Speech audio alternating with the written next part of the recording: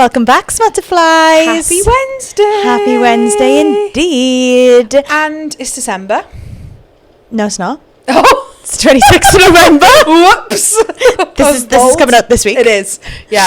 I'm so used to like everything being so far in advance. I'm like, happy 2026. Christmas. Happy New Year. I'm like, no.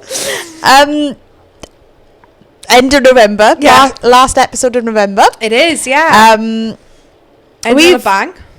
Yeah. A big bang. Big bang, always. We're in Warwick this weekend. We are, yeah. So if you're listening to this on the day of release, we're doing a pop-up.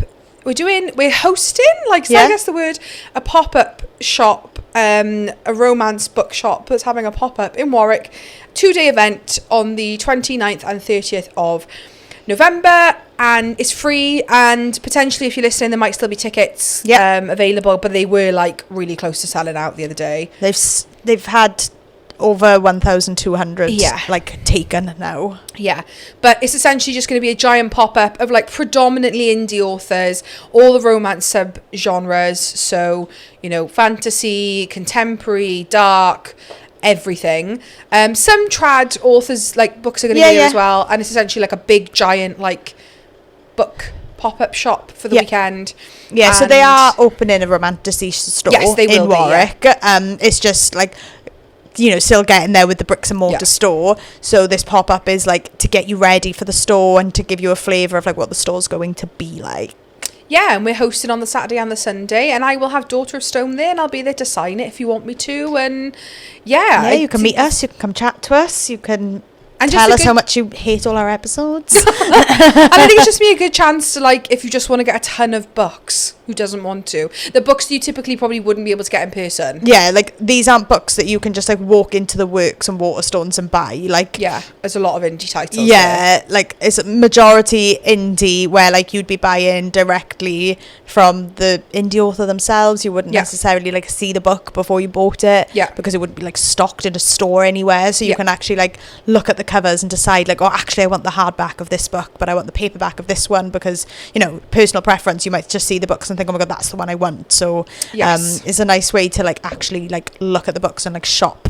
Yeah. You know, like, actual shopping, not clicking through the Zon. 100%. So that's what we're doing this weekend. Yes. What have you been reading?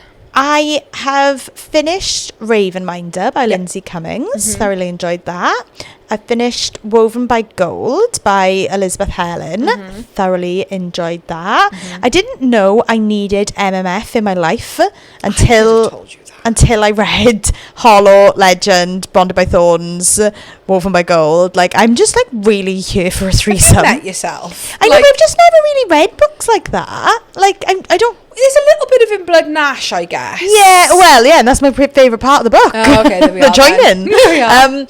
So yeah, I'm just like, I don't know, I'm just like, I'm in my threesome phase. Okay, cool, lovely. I just want to read. I'm in my threesome era. Yeah.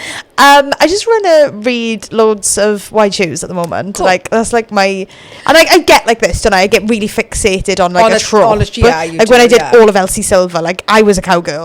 Like, for like a week. How I wasn't waking up in a cowboy hat every morning, I don't know. Yeah. And that lasted about 2 weeks. And right now, I'm in my threesome phase.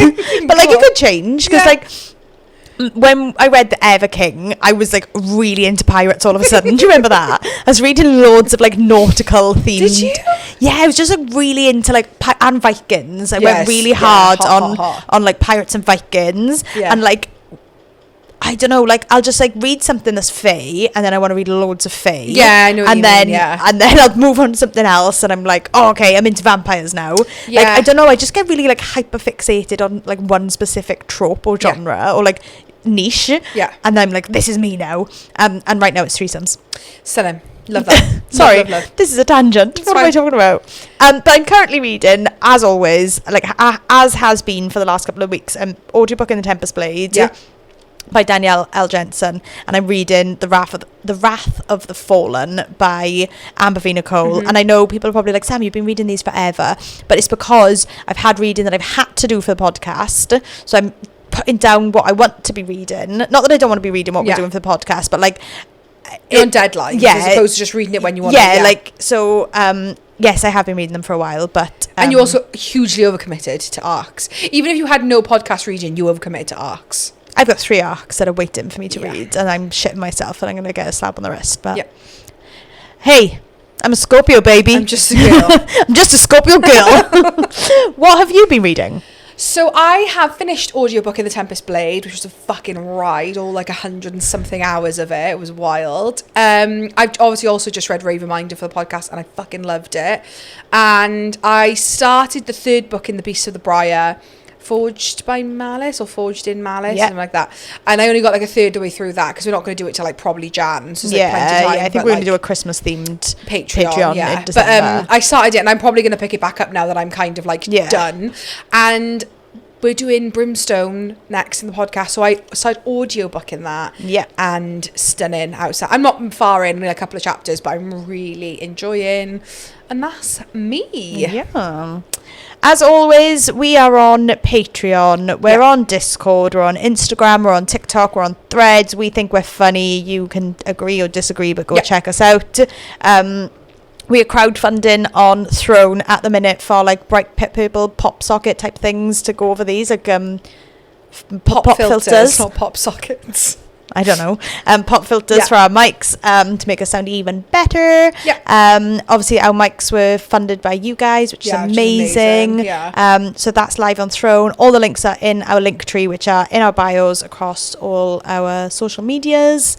And come chat to us wherever you find us. We're live on TikTok sporadically, trying to get into more of a schedule, but honestly, like, time of year is just so bloody busy. But you know, we're doing our best. Why are we here? We recorded this so long ago, guys. Like, so we obviously, the intro we've done recently, but like the way stuff was happening, the episode or the into was recorded a while ago. Literally like end of September, I think. I know, but like, oh my god, Danielle Jensen, the woman that you are, we're obsessed. So we sat down to talk with Danielle L Jensen about both the Bridge Kingdom and the the Saga of the Unfated. Those 2 series. Obviously, she has also written other series, but we predominantly focus on those 2. The Bridge Kingdom is one of the first books that I read after A Court of Thorns and Roses, like when I was like, I don't know where to go next, and you sent me this huge list, and you were like, look, this book doesn't have magic, but it is romantasy, it is very fantastical, and I just think you'll love it. So I was like, okay, like you've got me now, because I'm like, but there's no magic, how can it be fantasy? Oh boy, can it be fantasy without magic. 100%. And I just totally fell in love with Aaron and Lara. Did you do 1, 2, 3, 4? Yeah. Oh, they were all out with it. Yeah, so you'd only read the first 2, so then we read 3 and 4 together. And that's when B fell in love with Keris and Zara, and so started the feud between me and B of who's the best couple. I wouldn't say they're my favourite couple. But he is my favourite. Like, Keris Valiant. And I thought, that, like, James, who's the MMC in the last 2, I was like, is he going to turn the tide? And it's not a spoiler, but we get Keris POVs in the final book, which honestly just, like, lost James's argument. I think if it had just been... if it had just been James and Aaron, I probably might have flipped sides. But, like, any Keris Valiant, like, oh my god, that man. And it's really funny because obviously we're talking now, B has finished the book and I'm reading the book. When we did this interview, we hadn't even started it. It wasn't even out. No. So when Danielle tells us that there's like 6 POVs, we just fucking lose our minds. I still lost my mind when I was audiobooking it. I already knew, and I was like, oh, like this the whole way through. Another person. So there are spoilers for the Bridge Kingdom. Yes, a little bit. The Saga of the Unfated. Not too many. No. We talk a lot more about like her writing style and like you know, do you ever write chapters and then have to delete them, or do you wish that there was there was a character that you could have given more screen time to, that sort of thing? So like, not necessarily like plot spoilers, but there might be little spoilers sprinkled through. I think exactly. But yeah, I hope you enjoy this as much as we enjoyed recording it. Hi, I'm Danielle L Jensen. I'm the author of the Bridge Kingdom series and Saga of the Unfated, as well as the Dark Shores and Malediction series, and I'm so excited to be here today. Oh, we're so excited to have you. The Bridge Kingdom is like our love language. It's all we talk about to each other. And all we argue about as well. We argue about the couples a lot. We do. So who's remind me of your biases? I know that I think you're different. You're on opposite teams, aren't you? Yeah. I'm Aaron and Lara.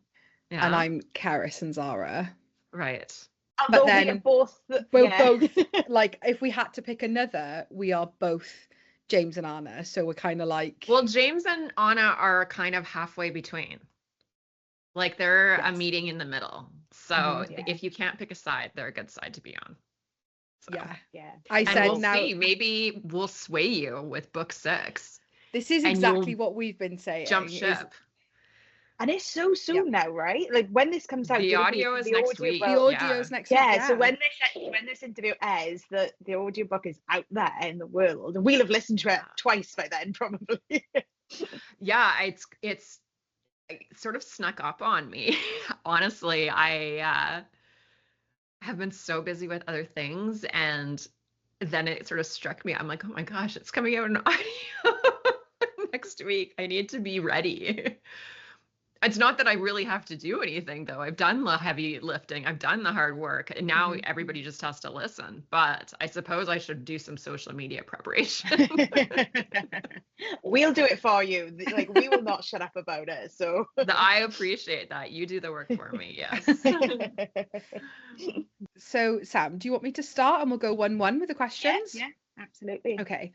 So when we were writing these questions, Danielle, we had to like rein ourselves in, because we were like, we would ask you every single question ever possible about the Bridge Kingdom. We were like, no, we're going to try it, because we just also finished A Curse Carved in Bone, which we absolutely adored as well.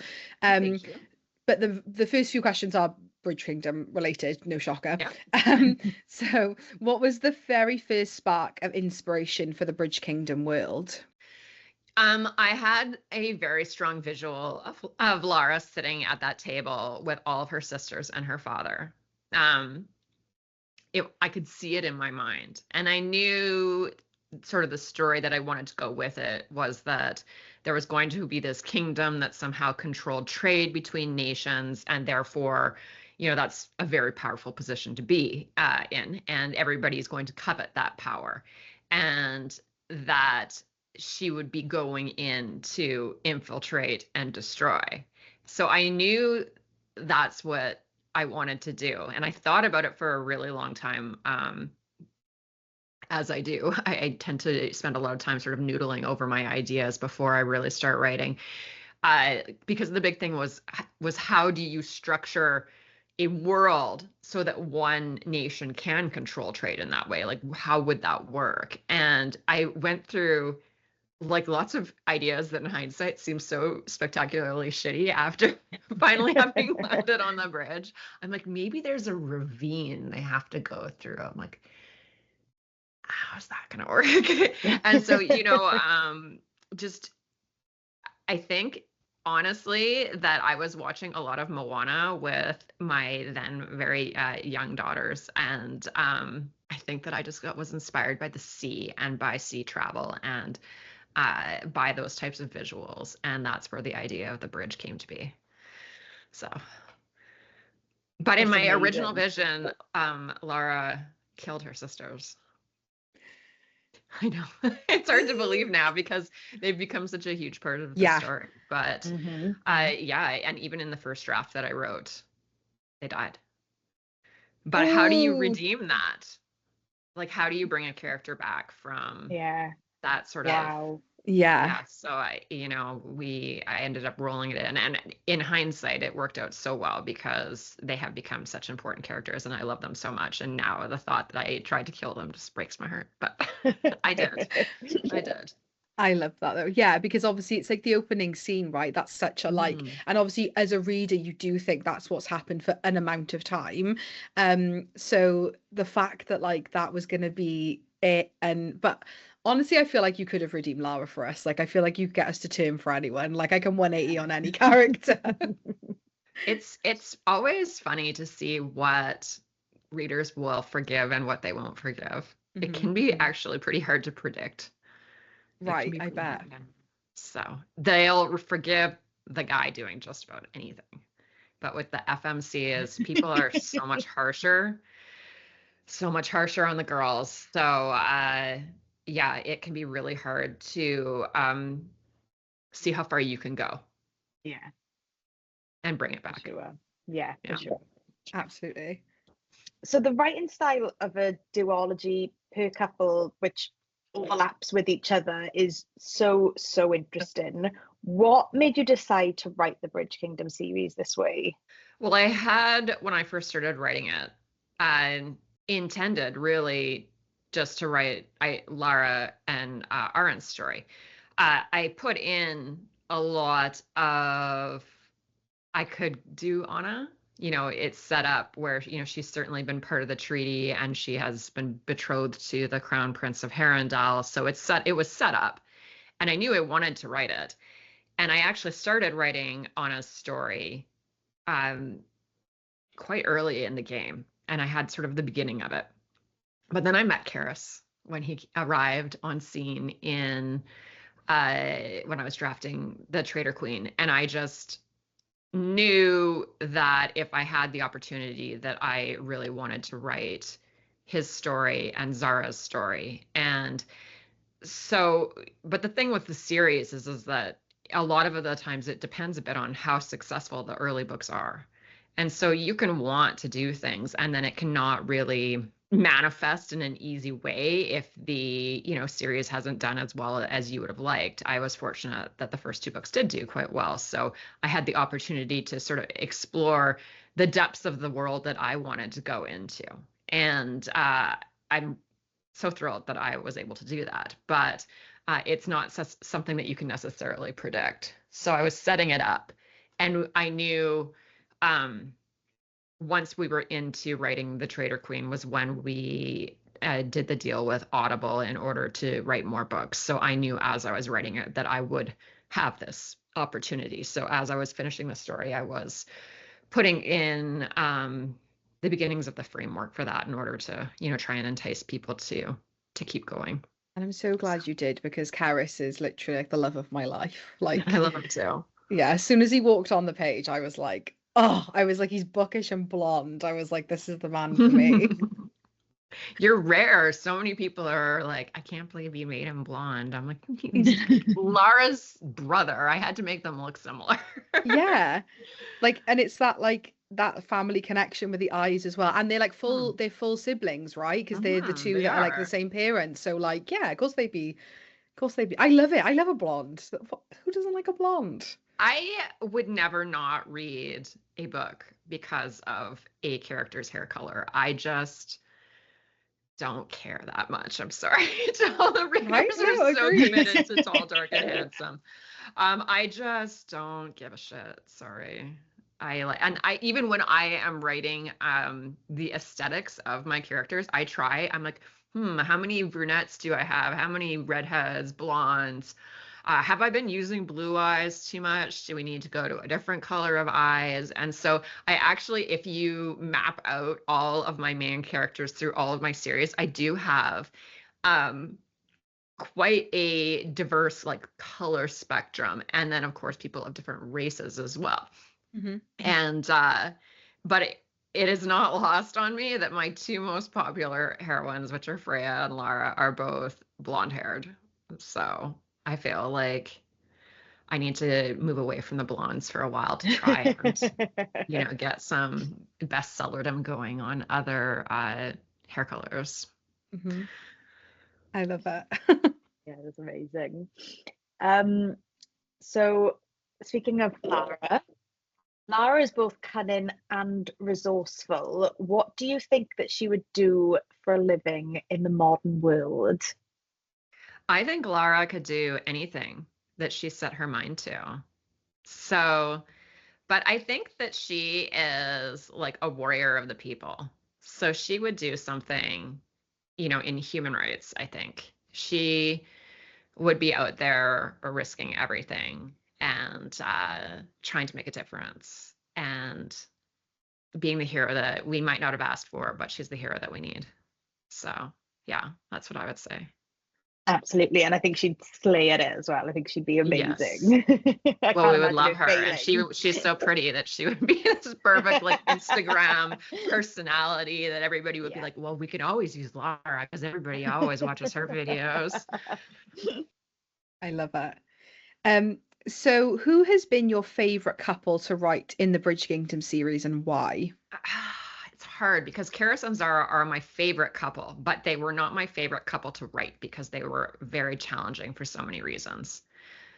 I'm going to say James and Anna, honestly. Yeah. I mean, I have the advantage of having read. I've read The Tempest Blade. I'm one of the only people on the planet who have read The Tempest Blade. So I have the advantage. But I really do like Forbidden Love, where it's not that they're enemies when they start out.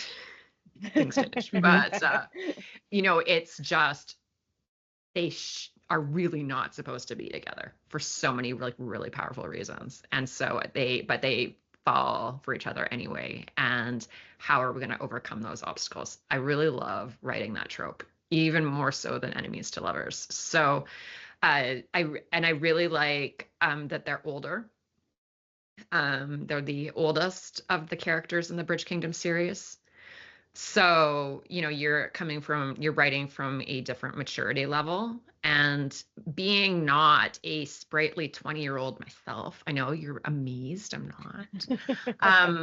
I have more in common with them, I think, because they're more I'm older than them, but they're more my peers. They're people that I would actually hang out with, whereas sometimes you look at, your young adult characters, and I know that they would frustrate me very quickly if I had to spend time with them. So, because they're young.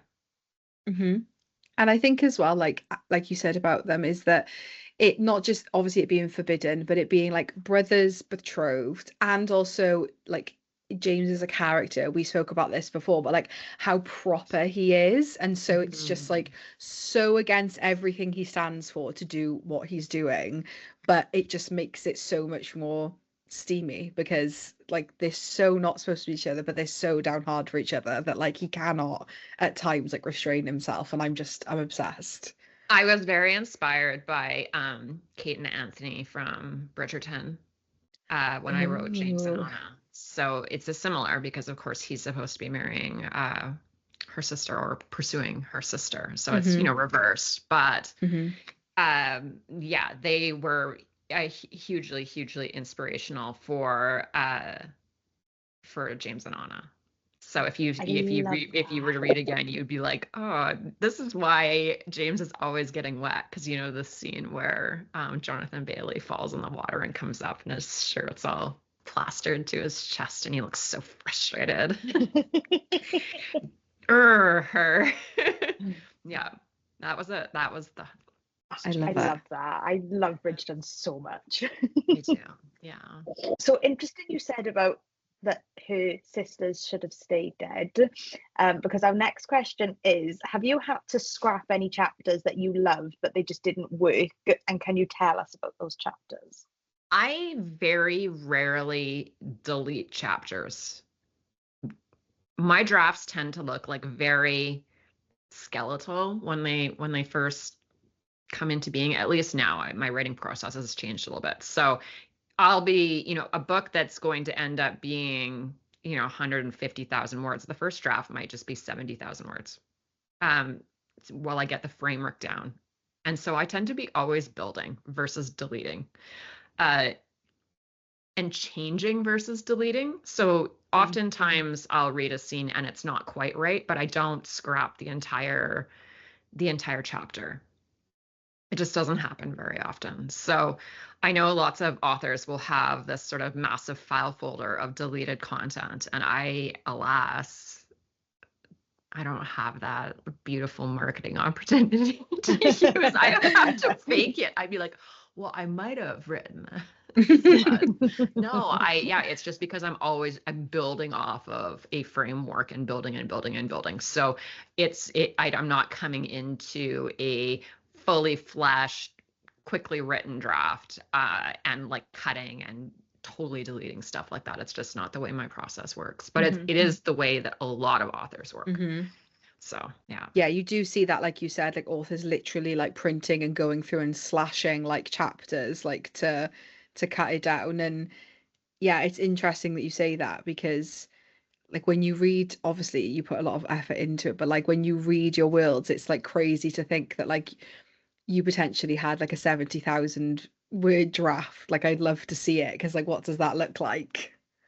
Well, lots of times it would just be, there'll be sections where I'll say fight scene here, because those I find very easy layering.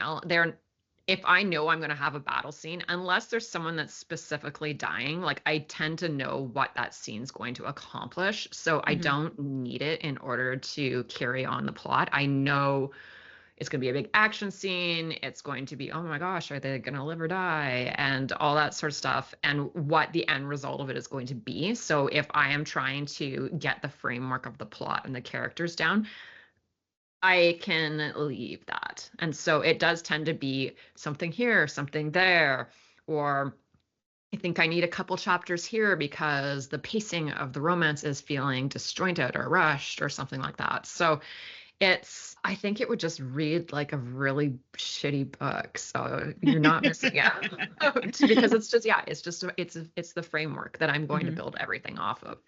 And I do find it a lot easier once I have that to build everything else. So it's just the way that my process has developed over the long years of doing this. So we kind of touched on it just now, but what can we expect from the Tempest Blade, the final Bridge Kingdom book? It's a beast. She is big. Second longest book I've ever written. Oh, yeah. Nice 240,000 words. So she's chunky. And one of the reasons for that is 6 points of view. So getting back into the heads of all the other characters. Does that mean we're getting Kara's chapters? Karis has the most chapters after Anna and James. I'm so excited. Oh my gosh, I didn't know that. Oh my gosh. Yeah. So I started writing it, and I knew that I could go two ways. I could just keep it as a finale, effectively, of James and Anna's story, or I could build it out using a lot of what I had previously established. The characters were always going to be there, but I had set up a bunch of stuff. And so I talked with my editor and I said, I would really like to make it ultra epic and have everyone and just really build out the plot and show all the nuances, because they're all separated so often and they're seeing different pieces. And it was just so much richer to get the perspective of all these different characters, and particularly Karis, where he ends up being placed within the story, has such insight into what's going on that no one else does. And so it worked. I feel it just would have been so weak if I hadn't have gone this direction. So I am very happy that I did. And it's just really nice to get back to old friends and to bring in old drama and just really make it the conclusion to the series as a whole, as well as being a conclusion to James and Anna's romance arc. Yeah. Oh my gosh. I was so buzzing anyway, but this is like, I'm so excited.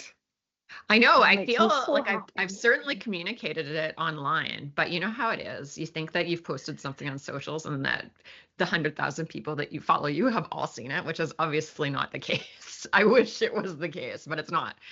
So Yeah, I am very excited about that. But it's very big, very political, very sexy. It's a little, I don't know, kinky is too far, but I would just say that James is, he is a grown man. He's not vanilla in his pursuits of Miss Anna. So yeah, that was fun to write too. And so yeah, it's big, epic, sexy, lots of battles, lots of villains, and new villains that you haven't even met yet that are rolling in, that you've only heard about. Oh, like, wait until you meet Carlo. One of my favorite villains that I've written. So oh my gosh, I might have to go on like a listening retreat as opposed to a reading retreat, and just like go away somewhere for a few days on my own and just listen to it. Like, wow, I'm so excited. Me too. For everyone else to read it. So happy. Oh, how do we move on from the Bridge Kingdom now in our questions? I'm like, my mind. But we are moving over to the Saga of the Unfated. So obviously the Saga of the Unfated is a completely different world to the Bridge Kingdom. Do you prefer to write with or without magic? I like both. I originally, when I started writing Bridge Kingdom, which does not have magic, much to the consternation of many people who feel that I have falsely misrepresented it by putting it in the fantasy genre, which I find hilarious because it's in a made-up world with made-up kingdoms. I'm not sure where else in the bookstore it's going, but I digress. It doesn't have magic, and the reason is that I was reading so many books where the solution was always magic, just more magic, and it felt so cheap.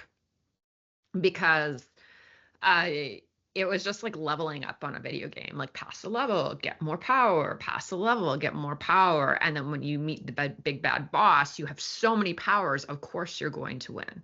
And it just wasn't satisfying for me as a reader. And so I kind of wanted to clap back at that trend and have characters that very much had to solve their problems with human attributes, intelligence, skill, martial skill at many things really, and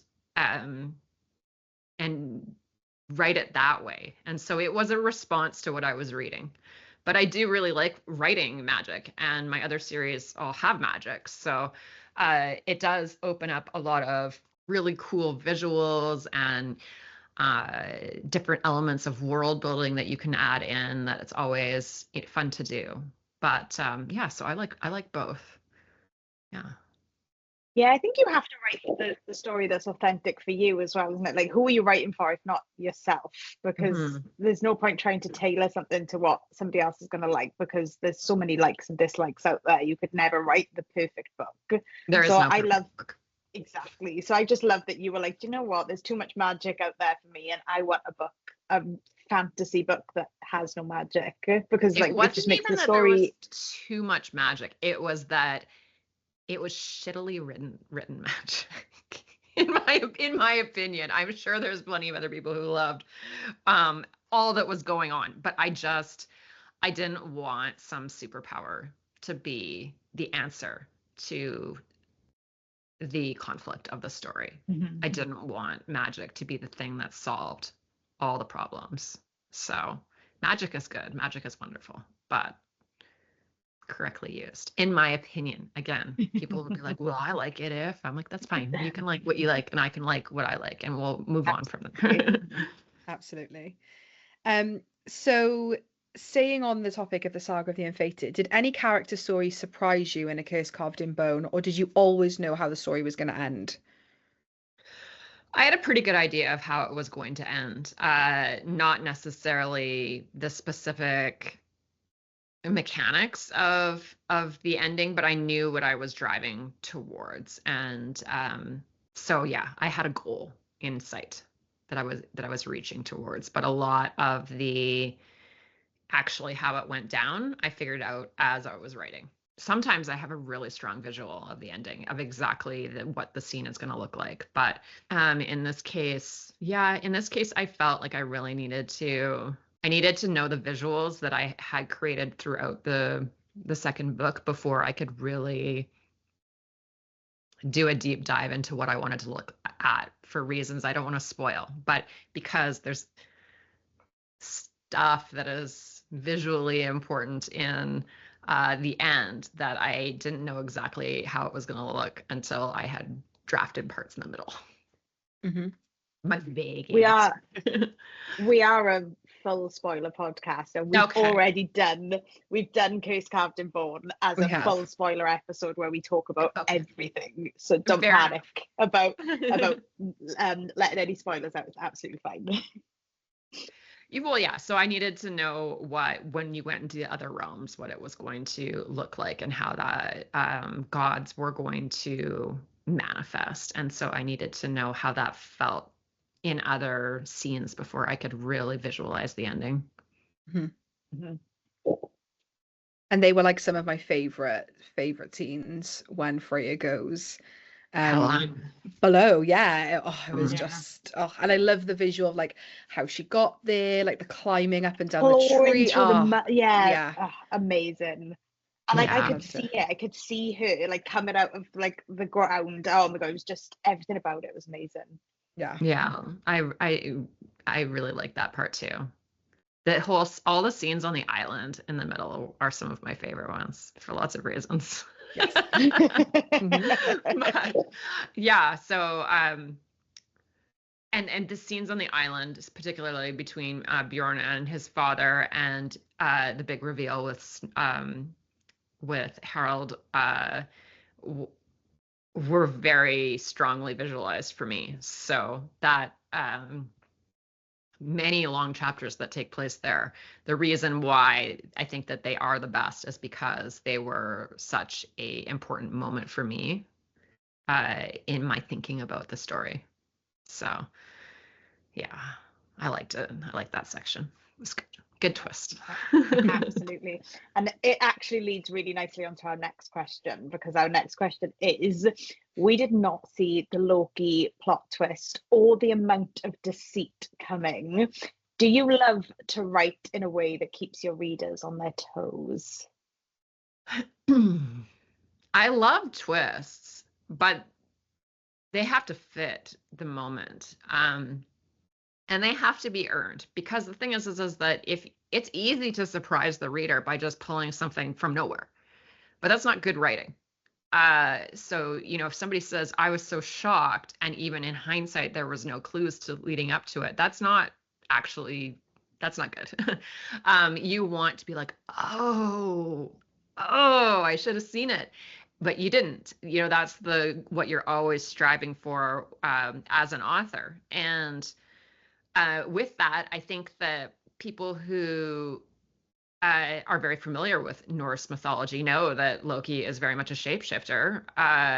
They're more likely to have been like, but not many people guessed, at least that I saw. I'm sure if you go into reviews and read, people will be like, I totally saw it coming, because it's like a popular thing to write in reviews. But yeah, the clues are there. I mean, there's nods to his shapeshifting and like references to Loki in Fate. But what I found really funny when people were reading it is, as he is in Saga's body, he gaslights Freya so hard. The number of readers were like, fell for his gaslighting.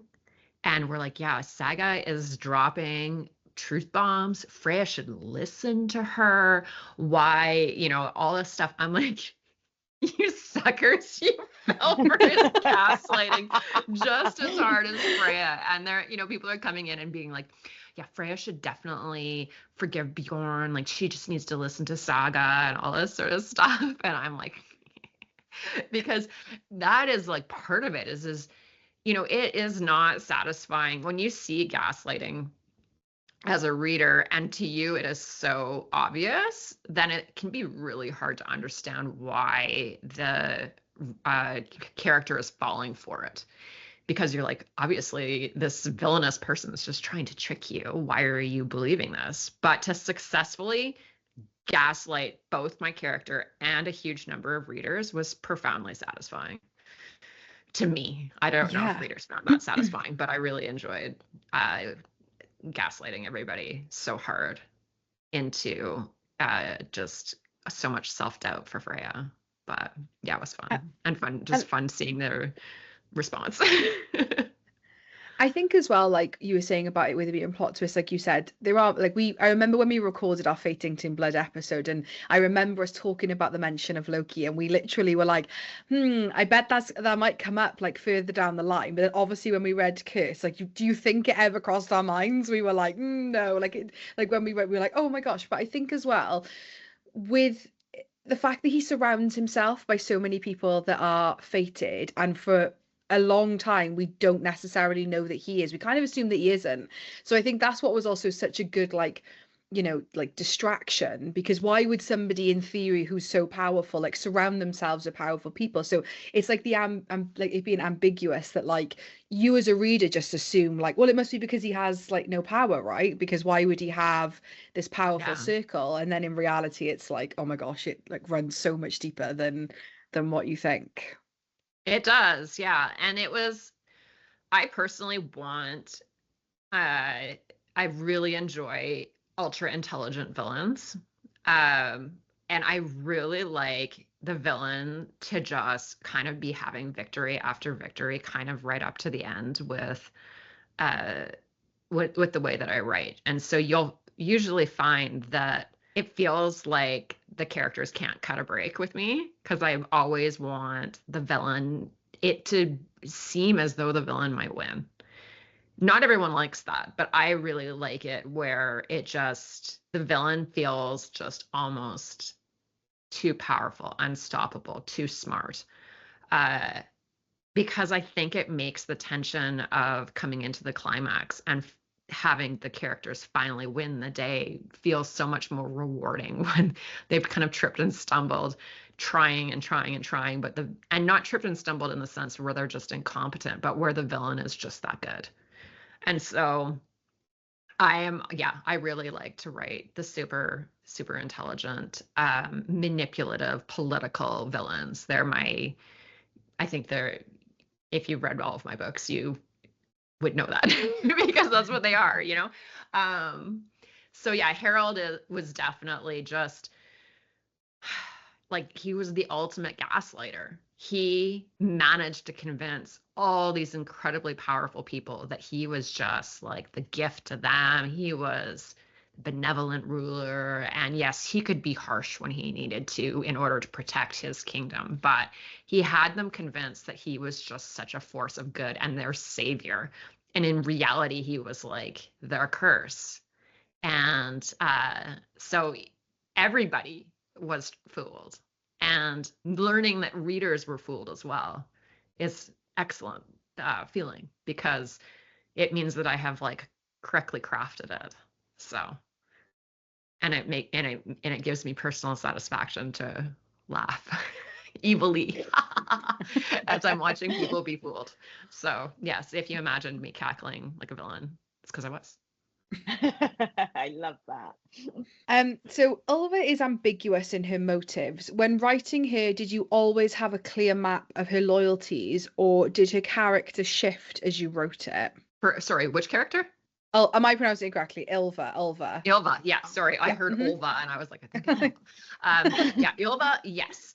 So I like to have characters like this where they are such a massive pain in the ass for the main characters, and they're not nice to them, and they cause them all sorts of trouble, but they are not actually bad people. And they can very much be a force for good, because they are very true in a lot of ways to doing the right thing, even if it's the wrong thing for the main characters. So I knew she was a great leader. I knew she was committed to her people. I knew that she was intelligent. I knew that she would really, even though she has some moral ambiguity, almost be just like on a very good trajectory for leadership. So I knew all that. But she also is so mean to Freya and Bjorn and causes them problems and aids and abets a lot of what, various villainous elements happen. And so she's complicated. But if you were to ask like average villager, they'd be like, Ylva is fantastic. We love her. She has our back. She protects us. So even though Freya and Bjorn were like, I hate that chick, everybody else was like, no, she's good. She's good. And she's a good mother too for her sons. So I really love characters like that. I would actually consider Malahai from my Dark Shores series to be a very similar type character, where I start her out as a very frustrating force for the main characters. And then, her arc changes because ultimately, even though she's not always on their side, she is on the side of good. Yeah, I think we say it in our episode, like we just loved it at the end of Curse Carved in Bone, where Freya says, like, I don't like you, but I really respect you, because exactly. That's the type of character she is. Yeah, I don't really like to surround my characters with yes men and yes women, where everybody is just like loves them and thinks that they can do no wrong. I kind of like to build up characters who really are like, yeah, you have your pros and your cons, but you're okay sometimes, or even cause them problems, just because I think that that's more real. Like there's no one that in life who everyone thinks that they're just perfect all the time. Yeah, it's not real. So yeah, absolutely. So shifting now just to like all of your series, all of your books, have you ever written a character that you didn't expect fans to love as much as they do? No. Sometimes I think that they will like them more. Okay. But I have a pretty good handle on who they'll like. Yeah. Who would be a surprise? I'm trying to think. A lot of people really like Snorri, oddly. For Bjorn's dad. Yeah. I see that one pop up. And when people do fan art of him, like, I do get tagged in a lot of the AI stuff, which, it just is what it is. They always make him so hot. Snorri. I love that. I don't think we Which, ever I said mean, we liked in fairness, him, he's but... Bjorn's dad, so it's really like it's a good sign for Freya that Bjorn's going to age well. Is that Snorri is apparently like he's a silver fox. He's got big daddy energy, I guess. That I did not see that one coming, but there you go. Yeah, I don't think we ever said that we liked him, but I think at the end of Curse Carved in Bone, like when you realise he didn't do anything to Bjorn's mother, like he isn't the big bad that he was made out to be, then we were a bit like, oh, okay, maybe we've unfairly judged him. But I don't think we were ever swayed on him. I mean, he was what he was. He just wasn't as villainous as I set him up to be. He was the false villain. But it was at the end of when people were reading Fate and people were like telling me the things that they were looking forward to in the next book, it was very much that Harold was going to be the supporter of them, and Freya and Bjorn were going to get over their like conflict, and they were all going to work together to defeat the evil that was Snorri. And I was like, yeah, it's good. That's what's good idea. Good thinking. And so, yeah, I mean, which is good. I mean, you don't want, sometimes you want the catastrophe for the reader to see it coming and the characters to not, because there is a certain amount of dread of knowing that a certain thing is going to go down, but the character is just like kind of blindly walking towards it and not knowing it. But like Lara's letter from the Bridge Kingdom is an example of where obviously that what has happened, but she doesn't and Aaron doesn't.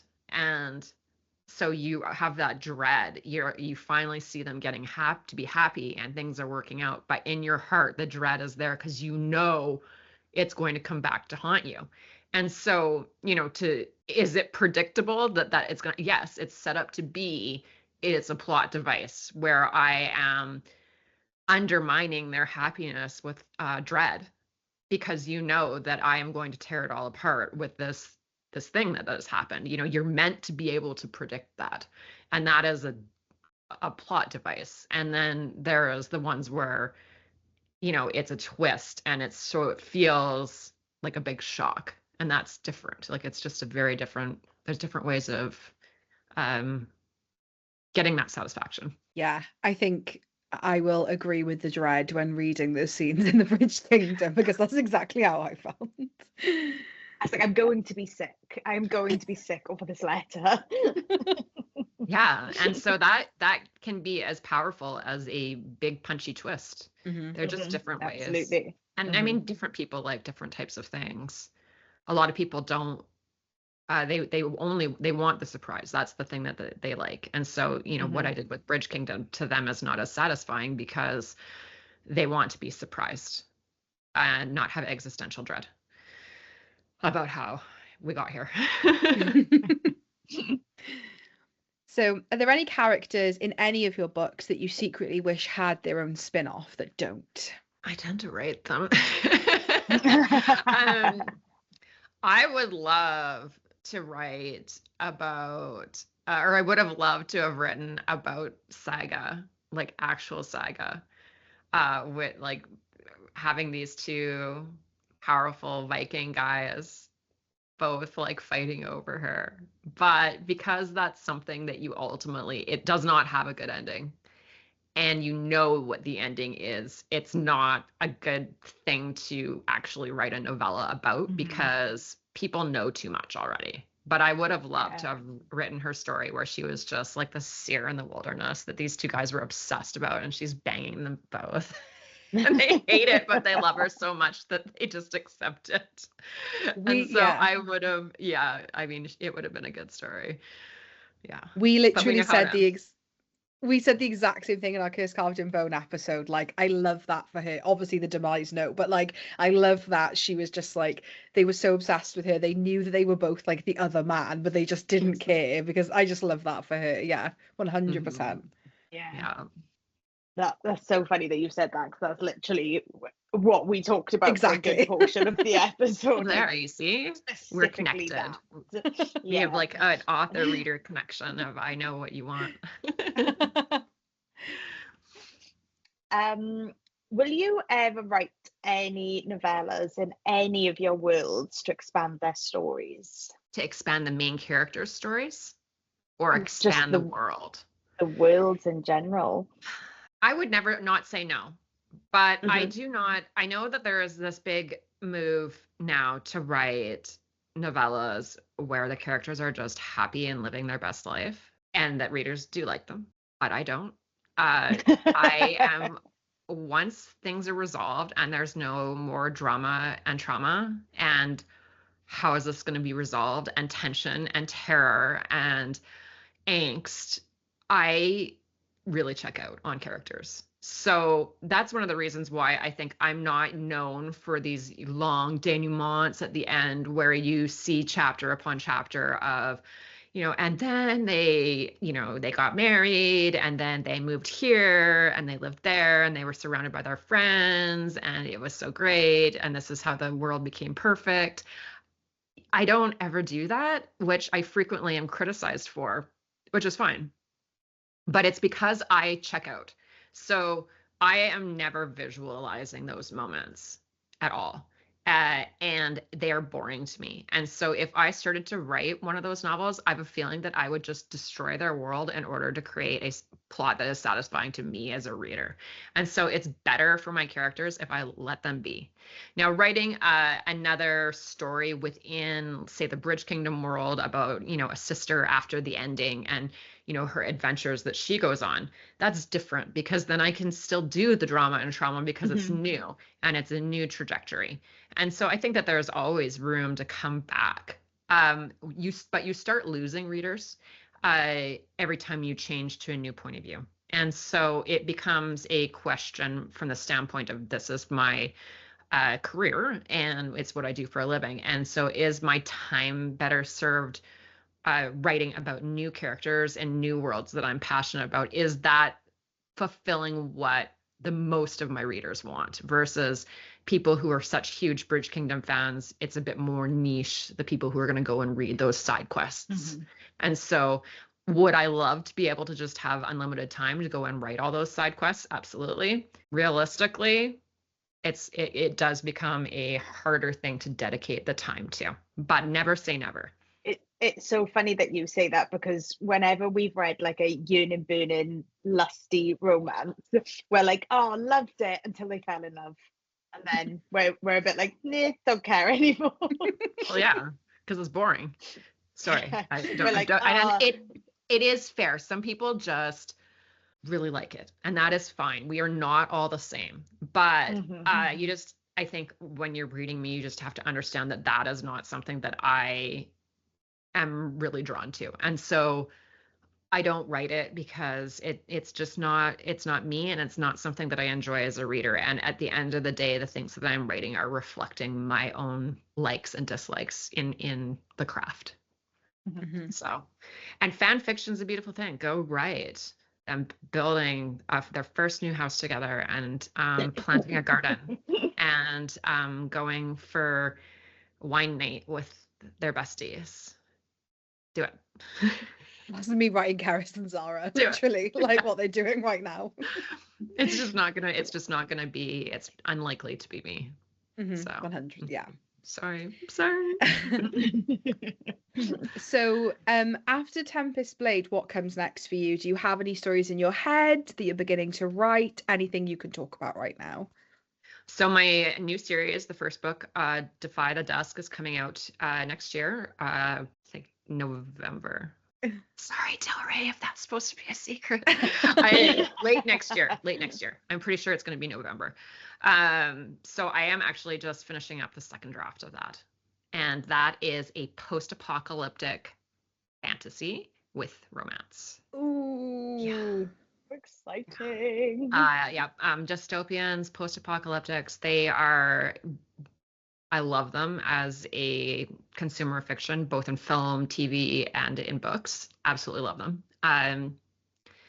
And so I'm thrilled to be able to be sticking my toes into the depths of that pool. It's very inspired by one of my great loves, which is Mad Max, and also inspired by a more recent love, which is the Snowpiercer franchise, which is a bit more niche, but some people know it. But I really enjoy looking at how class influences survival in an apocalypse situation. And if you're not familiar with Snowpiercer, it takes place on a train. And so it has, as trains do, a class-based system, or, planes as well. But so you have, the people privileged in first class. And in Snowpiercer, it was because of extreme wealth. And then you have the people in the mids that are working, and then you have the people in the tail who are, like the bottom class that are treating the worst. And so the way that they are surviving in an apocalypse situation has been very much determined by their wealth ranking at the end of the world. And I'm interested in that dynamic. So I explored it, is what I did. Oh, except so magic. Exciting. Yeah, lots of magic. That sounds amazing. Yeah. I'm very excited for that. I mean, you could write anything, Danielle, and we'd read it. So you could serve us anything. It's very fast. Like it's a clippy little book. Like you, not that's little actually, but it's a clippy book. Because everything is really constantly moving. And it is very much me doing a deep dive into things that intrigue me about the genre. And so it is a book that I've very much written for my own self, for myself as a reader. And so I find that when I'm writing that way, that it often is my best work, because I'm so engaged with it, and it feels just like really true to me as a person and an author. And you get all of my commentary and my thoughts as I explore these issues kind of rise up out of the fiction. Oh, that's so exciting. Kissing. And hot people, of course. Yay! As I'm like, oh yes, and the romance. Yes, there is. And they're grown characters. She is 29, he is 38. Hot. So no children, child characters, no teens, no 20-year-olds, no, none of that. Not in this one. It's time that I give us grown women a hero. Yes. We don't have to age up in our mind to not feel creepy. Yes. So we're coming to the end of our questions now. What are 3 books you will always recommend? Jacqueline Carey's Cushion's Dart. If you like epic fantasy with romance, I think she's the queen. She was a huge inspiration for me.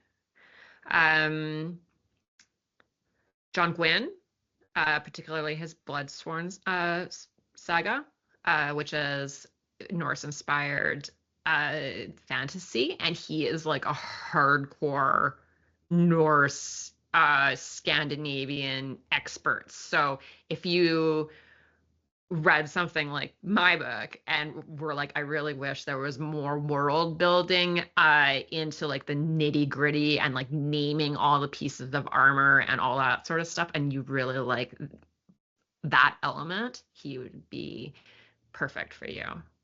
And I should choose something new that's in my genre. Elise Kova's Arcana Academy, which I endorsed. Love it. And she's promised me that I'm going to get the sequel really soon to read. So, oh, that's so exciting. I've had her books on my TBR. I need to read them. So it's tarot-based magic. Yeah.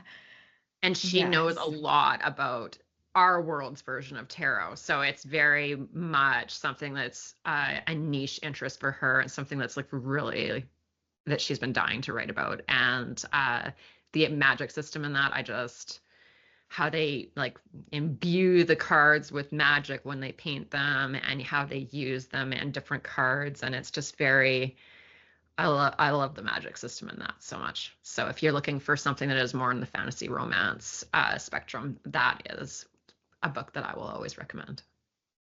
Oh, that's so exciting. I can't wait.